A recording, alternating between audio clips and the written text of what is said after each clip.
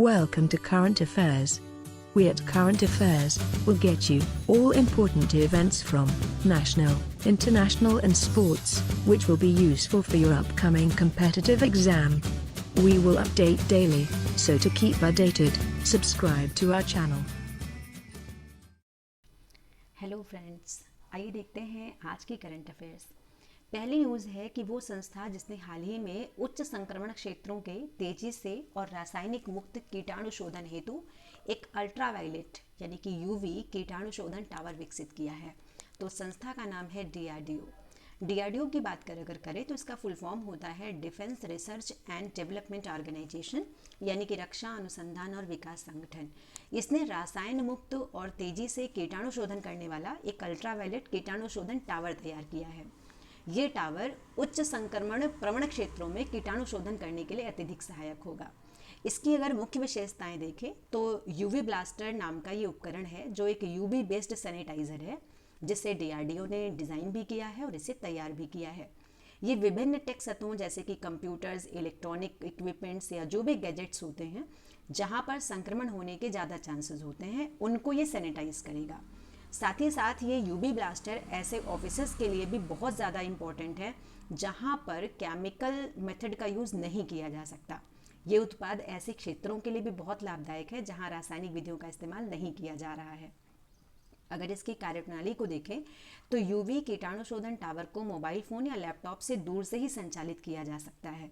इसमें 43 वॉट्स प्रत्येक के 6 लैंप्स होते हैं। ये सभी लैंप्स 360 डिग्री में यानी कि 254 nm तरंग दैर्घ्य यानी कि वेवलेंथ का अल्ट्रावायलेट प्रकाश छोड़ते हैं। अगर कमरे में कोई अचानक आ जाए या कोई भी अन्य मानवीय अवरोध होने पर यह टावर खुद ही स्विच ऑफ हो जाएगा। ये उपकरण हाथों से भी संचालित किया जा सकता है। अगर DRDO को कोविड के खिलाफ DRDO कितना तैयार है, अगर ये देखें तो DRDO ने इसके पहले भी कई सारे ऐसी चीज़ें बनाई हैं जो कोविड-19 से हमारी रक्षा कर सकता है। तो DRDO लगातार कई टेक्निक्स और कई सारे प्रोडक्ट को डेवलप कर रहा है ताकि कीटाणु शोधन, नमूना संग्रहण, किफ़ायती व्यक्तिगत सुरक्षात्मक उपकरण तैयार करने में मदद मिल सके। इनमें से कई तकनीकों को निजी क्षेत्र की कंपनियों को भी सौंप दिया गया है और हाल ही में कोविड-19 विसंक्रमण में सहायता प्रदान करने के लिए DRDO ने एक माइक्रोवेव स्टरलाइजर भी निर्मित किया है। और साथ ही साथ DRDO ने कोविड-19 नमूना संग्रहण के लिए काउंटर भी तैयार किया है जिसका नाम है कियोस्क। अगर DRDO की हिस्ट्री देखें तो DRDO यानी कि रक्षा अनुसंधान विकास संगठन, इंग्लिश में defence research and development organisation है। ये भारत की रक्षा से जुड़े अनुसंधान कार्यों के लिए देश की एक अग्रणी संस्था है। ये संस्था जो हमारे देश का रक्षा मंत्रालय है उसी के अंडर में काम करता है, यानी उसी की एक ये इकाई है। और 1958 में इसकी स्थापना की गई थी और जिस समय इसकी स्थापना की गई थी तो ये रक्षा विभाग के संस्थान के एक टेक्निकल डिपार्टमेंट के रूप में कार्य करती थी। अगर वर्तमान में देखें तो इसका जो हेडक्वार्टर है वो देश की राजधानी नई दिल्ली में है और इसके जो अध्यक्ष हैं उनका नाम है G सतीश रेड्डी। इसके बाद अगली न्यूज़ है कि RBI ने CKP बैंक का लाइसेंस रद्द कर दिया है। CKP एक कोऑपरेटिव यानी कि सहकारी बैंक है। तो भारतीय रिजर्व बैंक ने CKP सहकारी बैंक का लाइसेंस रद्द कर दिया है। RBI के इस फैसले से बैंक के ग्राहकों को तो झटका लगा है। बैंक के लाइसेंस रद्द करने से पहले 31 मार्च की अवधि को बढ़ाकर 31 मई की गई थी, लेकिन RBI ने उसके पहले इस बैंक का लाइसेंस रद्द कर दिया। RBI ने एक प्रेस रिलीज जारी किया और उसमें इसने ये बताया कि इस बैंक के ऐसे हालात नहीं है कि इसके जितने भी कस्टमर्स हैं उनको ये बैंक पैसे दे सके। इससे साथ ही साथ RBI ने इसके लाइसेंस को पूरी तरीके से रद्द कर दिया और RBI के मुताबिक जो बैंक का घाटा है वो लगातार बढ़ रहा है, जिससे इसके नेटवर्थ में भी बहुत ज़्यादा गिरावट आ रही है और बैंक का जो भी ट्रांजैक्शन है इस पर 2014 से ही प्रतिबंध लगा हुआ है। अगर CKP बैंक के हेडक्वार्टर की बात करें तो इसका हेडक्वार्टर मुंबई में है और अगर RBI की बात करें तो इसका भी हेडक्वार्टर मुंबई में है। हिल्टन यंग कमीशन की सिफारिश पर भारत में RBI की स्थापना हुई थी और ये भारत का सबसे बड़ा बैंक है और इसी वजह से RBI को बैंकों का बैंक भी कहा जाता है। इसके बाद अगली न्यूज़ है कि कन्नड़ के मशहूर कवि KS निसार अहमद का निधन हो गया है। ये कन्नड़ के एक मशहूर कवि हैं जिनका निधन हो गया है। 5 फरवरी 1936 को बेंगलुरु के ग्रामीण जिले के देवनहल्ली नामक शहर में इनका जन्म हुआ था। और अगर इनका पूरा नाम देखें तो इनका नाम है कोकरे होसहल्ली शेख हैदर निसार अहमद। तो ये इनका पूरा नाम था और ये अपनी नित्योत्सव कविता के कारण कर्नाटक साहित्य में काफ़ी प्रसिद्ध थे। तो इनकी कविता है नित्योत्सव। ईयर 2007 में शिवमोगा में आयोजित कन्नड़ साहित्य सम्मेलन के वे 73वें अध्यक्ष भी थे। इनको 1981 में राज्योत्सव पुरस्कार और साल 2008 में पद्मश्री पुरस्कार से भी सम्मानित किया गया था। अगर राज्योत्सव पुरस्कार देखें तो ये कर्नाटक राज्य का दूसरा सर्वोच्च नागरिक सम्मान है, जिसे कर्नाटक सरकार द्वारा 1 नवंबर को कर्नाटक राज्य के गठन के अवसर पर कन्नड़ राज्योत्सव में प्रदान किया जाता है। अगर कर्नाटक के बारे में थोड़ा डिटेल में देखें तो कर्नाटका को सिलिकॉन स्टेट कहा जाता है। ध्यान रखेंगे, कर्नाटक को सिलिकॉन स्टेट कहा जाता है। और कर्नाटका की जो कैपिटल है जिसका नाम है बेंगलुरु, उसे सिलिकॉन वैली के नाम से जाना जाता है। इसके अलावा अगर कर्नाटका की प्रमुख चोटियों की बात करें या जो यहाँ के प्रमुख पर्वत हैं, अगर उसमें देखें तो यहाँ का जो प्रमुख पर्वत है उसका नाम है मुलयानगिरी, जो कर्नाटका का सबसे ऊंचा पर्वत है। इसके अलावा 1924 में यानी कि 1924 में कांग्रेस का एक अधिवेशन हुआ था और वो अधिवेशन हुआ था बेलगांव में।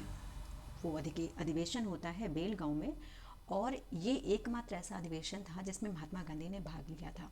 तो आपको ये भी ध्यान रखना है कि महात्मा गांधी के द्वारा जो एकमात्र अधिवेशन बेलगांव में हुआ था, जिसके अध्यक्ष महात्मा गांधी थे, वो अधिवेशन भी कर्नाटका में हुआ था। अगर कर्नाटका की प्रमुख नदियों को देखें तो उसमें कृष्णा है और कावेरी है, ये यहाँ की प्रमुख रूप से नदियाँ हैं। इसके अलावा हड्डी, ये यहाँ की प्रमुख सोने की एक खान है। इसके अलावा कोलार, ये भी यहाँ की एक प्रमुख सोने की खान है। तो इतनी सारी चीज़ों को आप ध्यान रखेंगे कर्नाटका से रिलेटेड। देखते हैं अगली न्यूज़। अगली न्यूज़ है कि महाराष्ट्र में प्रत्येक आदमी को मिलेगी मेडिक्लेम पॉलिसी, यानी कि महाराष्ट्र में रहने वाले जितने भी लोग हैं उनको अब मेडिक्लेम पॉलिसी के अंतर्गत लाया गया है। तो महाराष्ट्र में प्रत्येक व्यक्ति को मेडिक्लेम पॉलिसी मिलेगी। राज्य के स्वास्थ्य मंत्री राजेश टोपे ने इस बारे में घोषणा की है।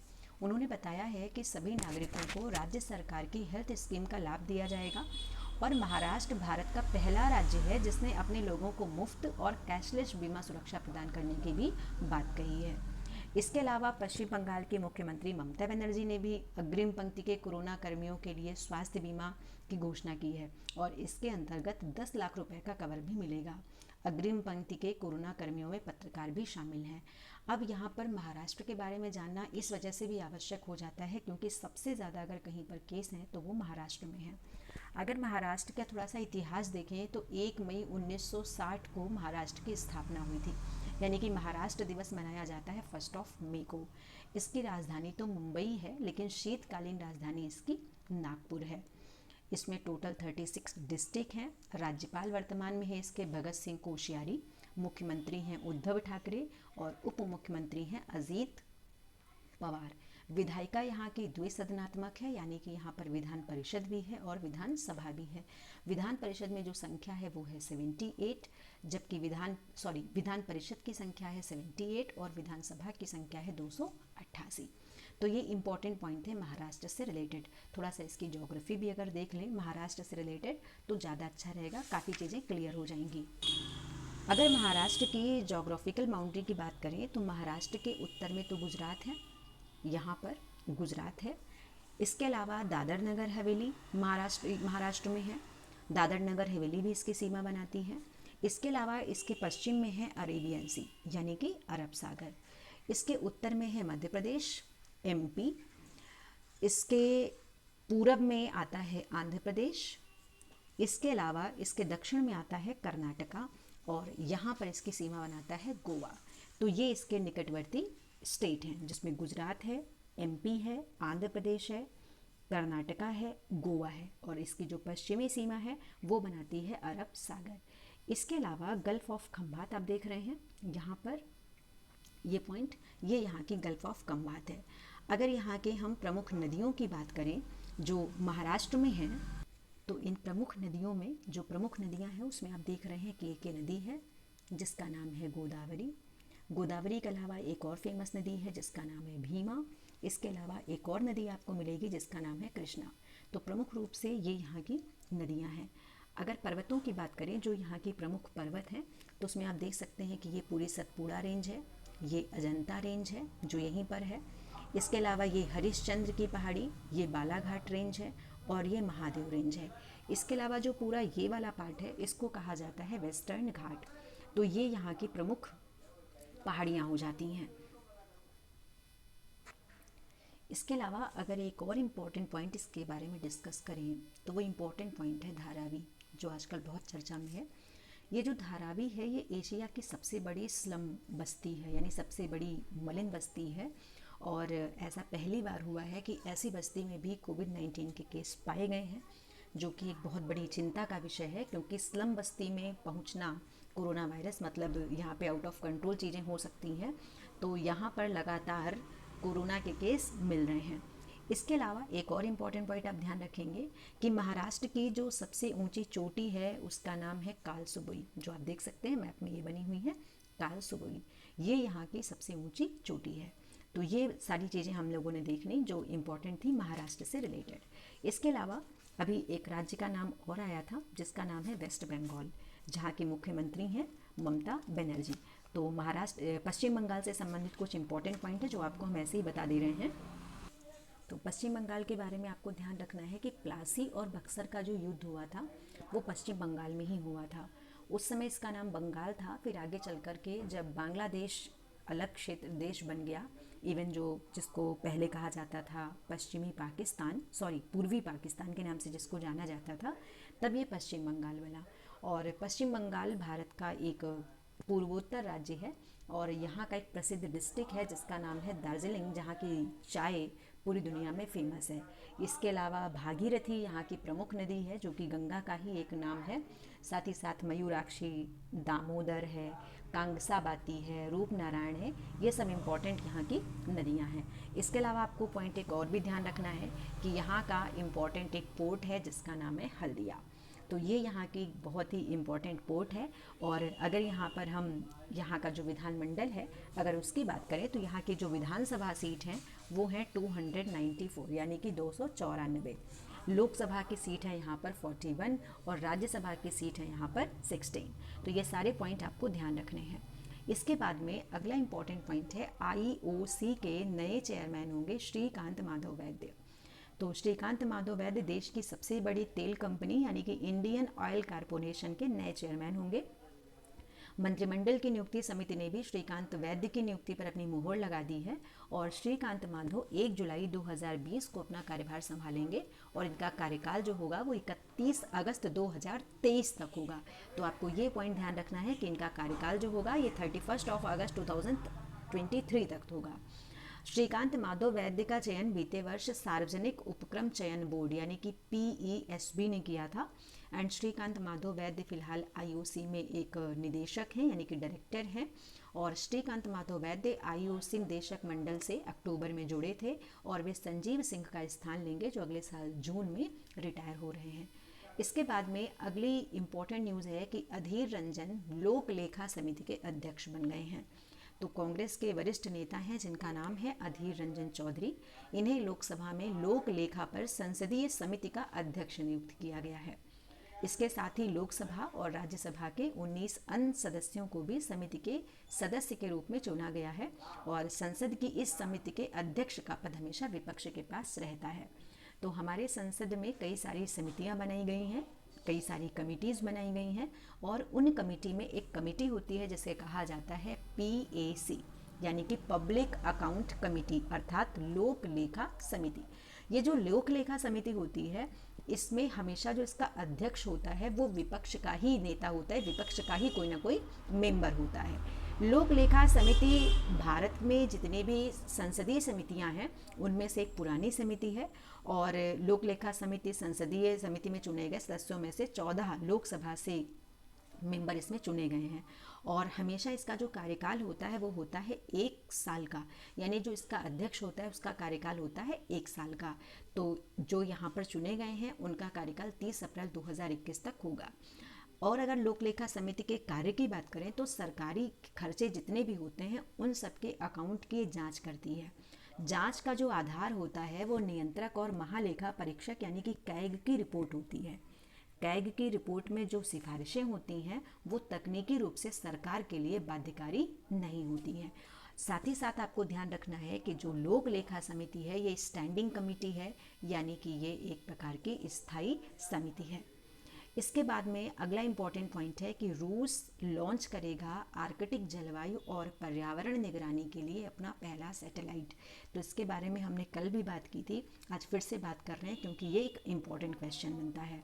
रूस ने कहा है कि वो इस साल के लास्ट तक आर्कटिक जलवायु और पर्यावरण पर नज़र रखने के लिए आर्कटिक एम नामक एक उपग्रह को लॉन्च करने की योजना बना रहा है।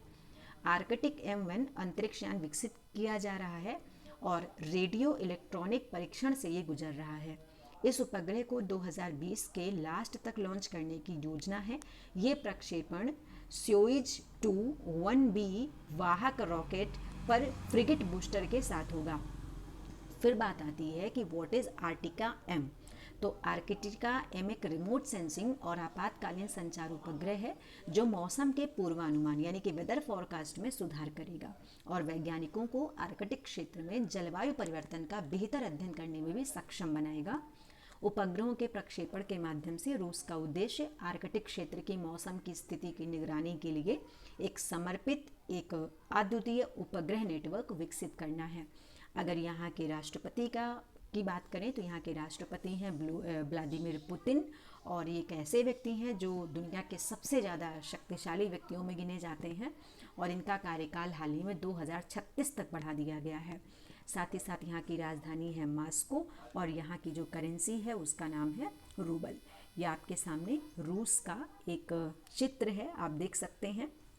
ये जो पूरा पार्ट आप देख रहे हैं कलर्ड वाला, ये पूरा का पूरा पार्ट, इसको नाम दिया जाता है रशिया। दुनिया का सबसे बड़ा देश है रशिया।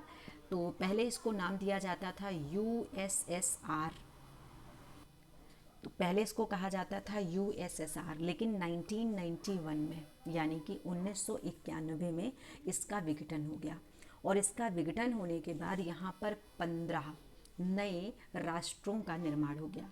यानी जो USSR था ये पूरी तरीके से इसका विघटन हो गया, लेकिन इनमें से एस्टोनिया, लातविया और लिथुआनिया ये 3 बाल्टिक स्टेट को छोड़कर जो 12 राज्य थे उन्होंने अपना स्वतंत्र राष्ट्रों का एक राष्ट्रकुल बना लिया था। और आगे अगर देखें तो जो अलग इसमें जो देश हैं, जो अलग देश बने हैं उनमें कजाकिस्तान है, तजाकिस्तान है, उज्बेकिस्तान है, ऐसे बहुत सारे तान वाले ऐसे देश इसमें आते हैं। अगर प्रथम 5 गणराज्य की बात करें जो रिपब्लिक हैं तो वो मध्य एशिया के अंतर्गत आते हैं। यानी कि रशिया एक ऐसा कंट्री है जो यूरोप में भी आता है और रशिया में भी आता है। और साथ ही साथ में एक चीज़ आपको और ध्यान रखनी है कि यहाँ पर जॉर्जिया, आर्मेनिया और अजरबैजान, इसके बारे में मैंने कल भी बात की थी अजरबैजान के बारे में, इनको संयुक्त रूप से काकेशस राज्य के नाम से जाना जाता है। तो ये बड़ी क्रिटिकल इसकी संरचना है रशिया की। और रशिया दोनों स्टेट में आ रहा है, यानी दोनों कॉन्टिनेंट में आ रहा है, यानी कि यूरोप में भी आ रहा है और एशिया में भी आ रहा है। इसके अलावा अगर इसकी हम बाउंड्रीज़ की बात करें तो इसके दक्षिण में है चाइना, आप देख रहे हो ये वाला पार्ट चाइना का है, इसके दक्षिण में चाइना है, साथ ही साथ में इसके दक्षिण में मंगोलिया भी है, ये वाला पार्ट है मंगोलिया का। तो कभी चाइना और मंगोलिया एक साथ रहे होंगे, फिर ये अलग हो गए। तो चाइना, मंगोलिया इसके दक्षिण में है। साथ ही साथ में आप देख रहे हैं कि जो एक और आपको बड़ा सा देश दिखाई दे रहा है कजाकिस्तान, जिसकी राजधानी है अस्ताना, ये भी इसके दक्षिण में है। इसके अलावा जॉर्जिया और काला सागर यानी कि जो ब्लैक सी है वो भी इसके साउथ में है। इसके अलावा अगर दक्षिण पश्चिम की बात करें तो दक्षिण पश्चिम में इसके जो राज्य है उसका नाम है यूक्रेन, ये कंट्री है, आप देख रहे हैं यूक्रेन है। पश्चिम में बेलारूस है, यानी कम्प्लीटली अगर हम इसमें देखेंगे तो इस साइड में पड़ता है बेलारूस, लाटाविया, एस्टोनिया, फिनलैंड और साथ ही साथ में नॉर्वे। तो ये सारे के सारे आप ये देख रहे हैं कि ये फिनलैंड है, ये स्वीडन है, ये नॉर्वे है। तो ये कंट्री इसके पड़ते हैं पश्चिम में। इसके अलावा इसके उत्तर में अगर देखें तो आप ये देख सकते हैं बेरेंट्स सी, यानी कि ये एक सागर है जिसका नाम है बेरेंट्स सी। इसके अलावा कारा इसके उत्तर में पड़ता है, लापटेप है, पूर्वी साइबेरियन है, चुकची सागर है। जबकि पूरब में अगर देखें तो ये बेरिंग सी आप देख रहे हैं, जिसको नाम दिया जाता है बेरिंग सी यानी कि बेरिंग सागर, या इसको कहते हैं बेरिंग जल डमरू मध्य, जो ये वाला पार्ट आप देख रहे हैं बेरिंग जल डमरू मध्य। इसके अलावा ओखोस्टक सी यहाँ पर पड़ेगा, इसमें ओखोस्टक सी भी यहाँ पर पड़ता है, और जापान स्वारा। तो इतने सारे क्षेत्र हैं जो रूस से रिलेटेड हैं। आगे की वीडियो जब हम लोग ज्योग्राफी पढ़ेंगे तो उसमें हम आपको डिटेल में रशिया के बारे में और यूरोप के बारे में बताएंगे। तो इस तरीके से आप देख सकते हैं कि रशिया कितना ज़्यादा क्रिटिकल है। इसके बाद में अगला क्वेश्चन है, राष्ट्रीय पशु जैव प्रौद्योगिकी संस्थान ई-कॉव-सेंस इसने विकसित किया है। तो हैदराबाद में राष्ट्रीय पशु जैव प्रौद्योगिकी संस्थान में काम करने वाले शोधकर्ताओं द्वारा एक बायो सेंसर विकसित किया गया है। लार के नमूनों में सेंसर द्वारा नोवेल कोरोना वायरस का पता लगाया जा सकता है। पोर्टेबल बायो सेंसर को ई-कॉव-सेंस नाम दिया गया है, जो नमूने के केवल 20 माइक्रोलिट्स का उपयोग करके 30 सेकंड के भीतर लार में कोरोना वायरस एंटीजन की उपस्थिति का पता लगा सकता है। तो आपको ये पॉइंट ज़रूर ध्यान रखना है कि ये किसने डेवलप किया है। तो ये हैदराबाद में है, राष्ट्रीय पशु जैव प्रौद्योगिकी संस्थान, वहाँ के साइंटिस्ट ने इसको डेवलप किया है। फिर अगली न्यूज़ है जो इसके बारे में आपको एक अलग से भी वीडियो हम बना करके बताएंगे कि पर्यावरण मंत्रालय द्वारा अनुमोदित नई संसद का निर्माण, जो वर्तमान में हमारा संसद भवन है, अब उस बिल्डिंग को रिप्लेस किया जा रहा है। तो पर्यावरण, वन और जलवायु परिवर्तन मंत्रालय की विशेष मूल्यांकन समिति यानी कि EAC ने मौजूदा विरासत संरचना के बगल में एक नए संसद भवन के निर्माण के लिए मंजूरी दे दी है। स्वीकृत प्रस्ताव के आधार पर नए संसद भवन में 10.5 एकड़ के भूखंड पर निर्मित 65,000 वर्ग मीटर क्षेत्र में 42 मीटर की ऊंचाई पर अब हमारा एक नया संसद भवन बनेगा। इसके बाद में अगली जो न्यूज़ है वो ये है कि कोयला मंत्रालय ने परियोजना निगरानी इकाई का शुभारंभ किया है। तो कोयला मंत्रालय यानी कि MOC द्वारा भारत सरकार द्वारा सौंपी गई कोयला खानों के शुरुआती कामकाज को आसान बनाने और सहायता करने के लिए परियोजना निगरानी इकाई यानी कि PMU स्टार्ट की गई है। परियोजना निगरानी इकाई की शुरुआत कोयला खानों के आवंटियों को सहायता प्रदान करने और उन्हें खानों के कार्यात्मक शुरू करने के समय पर अनुमोदन और अनुमतियां प्रदान करने के लिए ईज ऑफ डूइंग बिजनेस को बढ़ावा देने के उद्देश्य से ये परियोजना शुरू की गई है। इसके बाद में अगली जो इम्पोर्टेंट न्यूज़ है वो ये है कि केंद्रीय संस्कृति मंत्री ने लॉन्च की है एक बुक जिसका नाम है प्रोफेसर BB लाल इंडिया रीडिस्कवर्ड। तो संस्कृति मंत्रालय ने 2 मई 2020 को नई दिल्ली में महान पुरातत्व प्रोफेसर BB लाल की 100वीं जयंती शताब्दी पर, तो आपको ध्यान रखना है कि ये प्रोफेसर है, पुरातत्वविद थे, और इनकी जो 100 शताब्दी थी इस पर इनकी किताब जिसका नाम था प्रोफेसर BB लाल इंडिया रीडिस्कवर्ड, इस पुस्तक को जारी किया गया है। प्रोफेसर लाल को 2000 में पद्म भूषण से सम्मानित किया गया था और उन्होंने 1968 से 72 तक भारतीय पुरातत्व सर्वेक्षण यानी कि ASI के महानिदेशक के रूप में काम किया था। अगर हम भारतीय पुरातत्व सर्वेक्षण विभाग की बात करें तो इसके जो सबसे पहले महानिदेशक थे उनका नाम था लॉर्ड कनिंघम। यही कारण है कि लॉर्ड कनिंघम को भारतीय पुरातत्व सर्वेक्षण विभाग का जनक कहा जाता है। और अगर भारतीय पुरातत्व सर्वेक्षण विभाग के पहले भारतीय महानिदेशक की बात करें तो उनका नाम था दयाराम साहनी। इसके बाद में अगली न्यूज़ है कि national gallery of modern art ने भारतीय चित्रकार जैमिनी रॉय को श्रद्धांजलि दी है।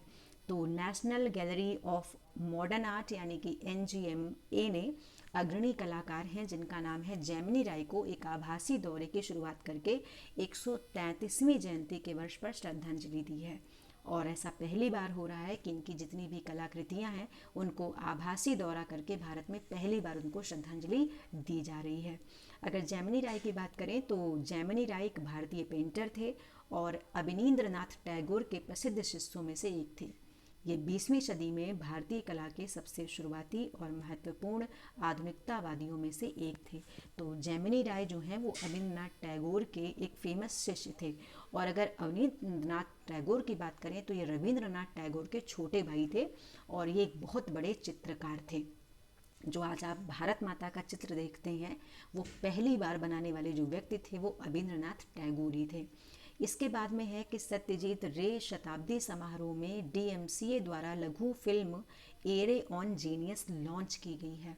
तो संस्कृति मंत्रालय के संग्रहालय एवं सांस्कृतिक स्थल विकास यानी कि डीएमसीए ने सत्यराज रे की 100वीं शताब्दी समारोह की शुरुआत के लिए 2 मई 2020 को लघु film array on genius online launch कर दिया है। इसके बाद में है कि जहाज रानी मंत्रालय ने एक नई वेबसाइट शुरू की है।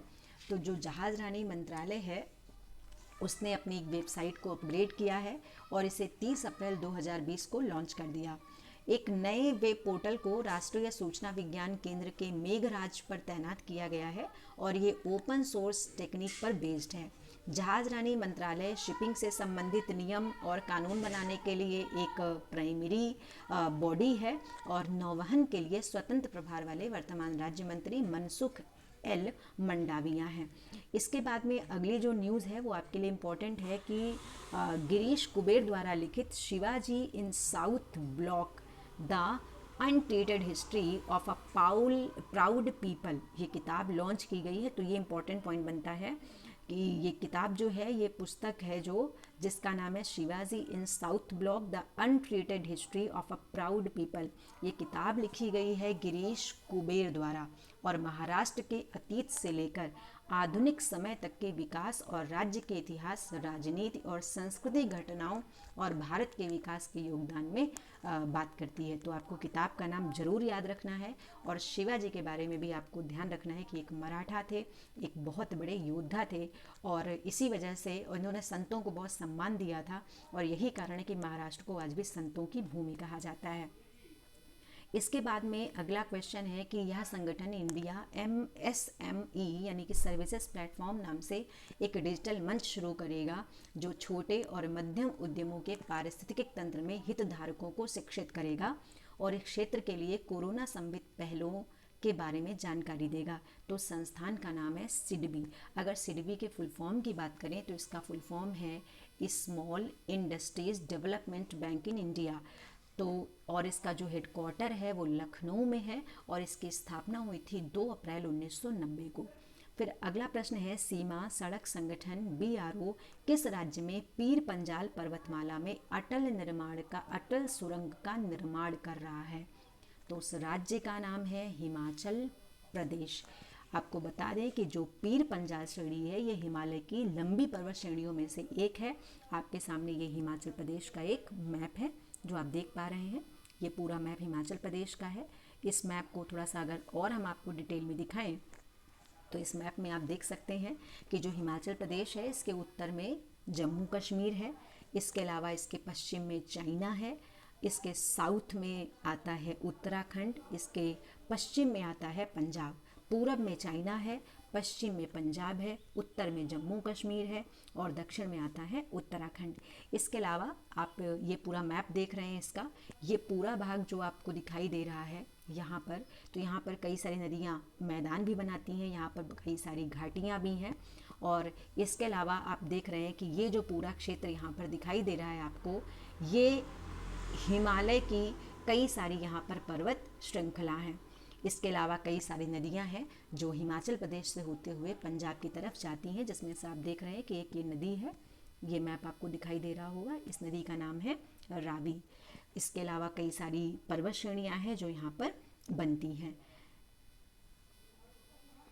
फिर अगली न्यूज है राष्ट्रीय आधुनिक कला संग्रहालय NGMA ने इस विषय के तहत NGMA के संग्रह से नाम से एक आभासी कार्यक्रम शुरू किया है, तो वो है आर्टिस्ट फॉर आर्टिस्ट।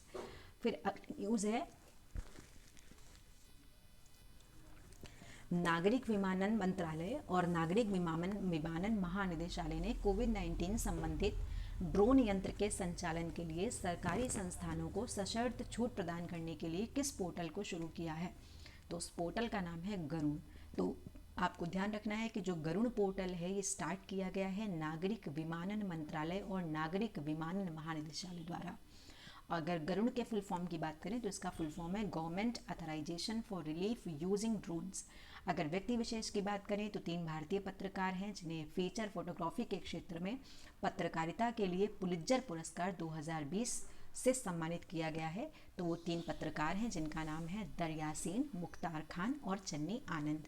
अगर इनके बारे में थोड़ी सी और बात करें तो जब 5 अगस्त 2019 को जम्मू कश्मीर से एक अस्थायी धारा 370 को हटाया गया था, तो वहाँ पर काफ़ी समय तक इंटरनेट कनेक्शन जो था वो भी बाधित रहा था। तो उस समय जो ये यहाँ के पत्रकार हैं, उनका ये कहना था कि जब ऐसी सिचुएशन वहाँ पर हुई तो हम लोग जो फ़ोटो लेते थे उसको हमें दिल्ली तक, जो न्यूज़ सेंटर हमारा होता था, मीडिया तक पहुँचाना बहुत मुश्किल होता था। फिर भी हम लोगों ने यहाँ पर फ़ोटो लेकर किसी तरीके से उसको वहाँ तक पहुँचाया, और इनकी जो फ़ोटोज़ हैं वो सोशल मीडिया में वायरल हो रही हैं, आप उनको देख सकते हैं।